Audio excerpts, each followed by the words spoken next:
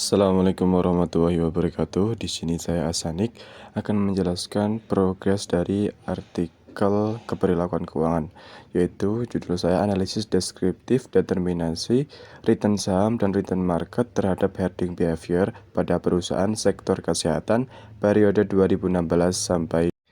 Selanjutnya, pendahuluan. Dalam melakukan kegiatan investasi, investor tentu harus menentukan keputusan investasi yang tepat.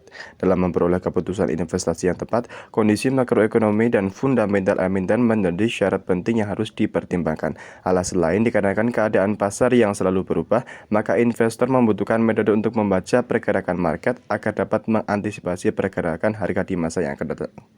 Kemudian, investor yang memiliki karakteristik positif dan rasional akan mengaplikasikan analisis investasi, yaitu analisis teknikal dan fundamental, untuk mendapatkan keputusan investasi yang terbaik. Sedangkan investor yang memiliki karakteristik negatif dan tidak rasional lebih terpengaruh oleh kepanikan, ketakutan, dan rumor yang ada di pasar daripada melakukan analisis investasi terlebih dahulu. Salah satu perilaku tidak rasional yang sering ditemukan di financial market adalah perilaku herding. Chris dan Huang tahun 1995 mendefinisikan perilaku herding, yaitu perilaku investor yang mengabaikan analisis pribadi dan memilih untuk mengikuti keputusan. Selanjutnya, landasan teori behavioral finance, yaitu behavior finance menggunakan model bahwa tidak semua perilaku ekonomi berperilaku secara rasional, salah satunya karena preferensi atau karena kesalahan atau bias dari keyakinan mereka.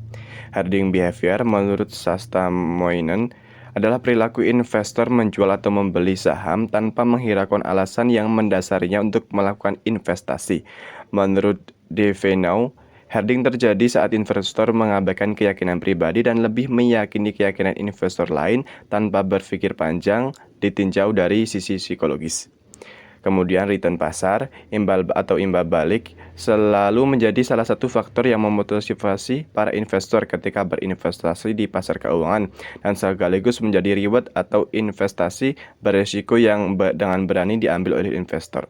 Investor yang rasional selalu berusaha memaksimalkan return dengan mempertimbangkan besarnya risiko yang harus ditanggungnya sehubungan dengan investasi tersebut.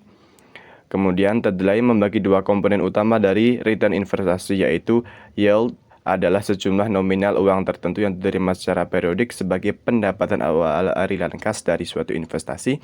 Kemudian ada capital gain atau loss adalah besaran keuntungan atau kerugian yang diterima sebagai akibat dari kenaikan atau penurunan harga sekuritas.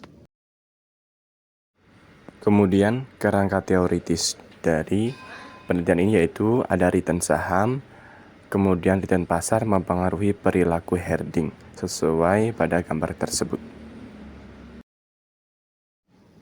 Selanjutnya, yaitu metode penelitian. Dalam penelitian ini menggunakan analisis deskriptif, di mana sampel yang digunakan ditentukan secara purposive sampling. Dengan kriteria perusahaan sektor kesehatan terdaftar dalam BEI pada papan utama sejak 2016 sampai 2020. Memiliki data histori lengkap dari harga saham yang dibutuhkan sesuai kurun waktu yang ditentukan. Total sampel yang digunakan adalah 10 perusahaan. Kemudian teknik analisis data yang digunakan adalah analisis regresi linear berganda menggunakan aplikasi Stata. Sekian, terima kasih. Kurang lebihnya mohon maaf. Wassalamualaikum warahmatullahi wabarakatuh.